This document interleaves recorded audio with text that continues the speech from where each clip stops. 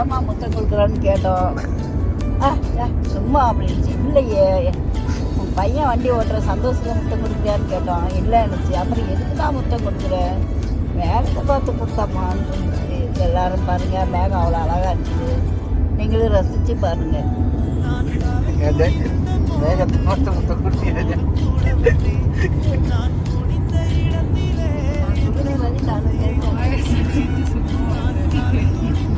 Car ஓட்டுறதுக்கு நம்ம போர் அடிக்கிறதுனால நம்ம கண்டென்ட் பண்றோம், வீடியோ பண்ணிட்டு இருக்கோம் மக்களே.